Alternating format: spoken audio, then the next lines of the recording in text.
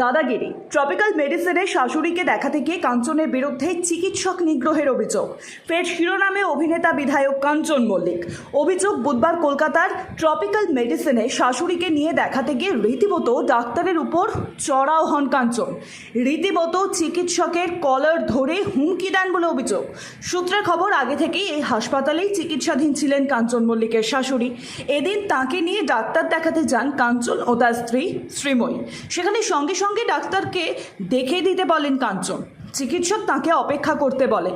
যে রোগী দেখছেন তাকে দেখা শেষ করেই তিনি শ্রীময়ীর মাকে দেখে দেবেন। অভিযোগ, এই কথা না শুনে তখনই শাশুড়িকে দেখে দিতে রীতিমতো চিকিৎসকের উপর চড়াও হন কাঞ্চন। চিকিৎসকের কলার ধরে হুমকি দেন বদলি করে দেবার।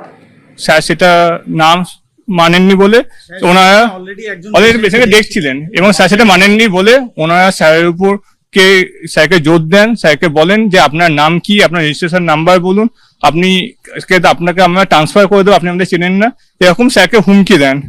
হুমকি দেওয়া হয়, এরকমও আমরা শুনেছি যে স্যারকে হুমকি দেওয়া হয় এবং স্যার এই ঘটনার পর যথেষ্টভাবে স্যার দুঃখ পেয়েছেন। আমরা স্যারের এই অপমানকে আমরা যথেষ্ট ধিক্কার জানাই।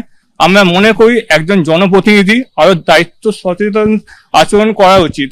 আমরা তাকে বলেছিলাম, তাকে আমরা শান্ত করার চেষ্টা করেছিলাম, কিন্তু তিনি আমাদের কথা কর্ণপাত করেননি।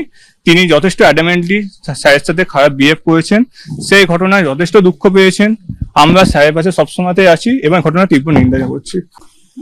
কাঞ্চন মল্লিক এবং তার স্ত্রী দুজনে সম্ভবত দেখাতে আসেন, সম্ভবত তিনজন এসেছিল।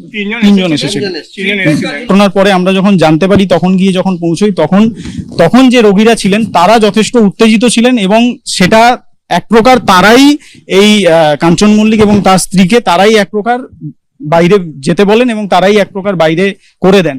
তারা এমন ভাবে তারাই আমাদেরকে জানিয়েছেন যে এরা এসে অত্যন্ত দুর্ব্যবহার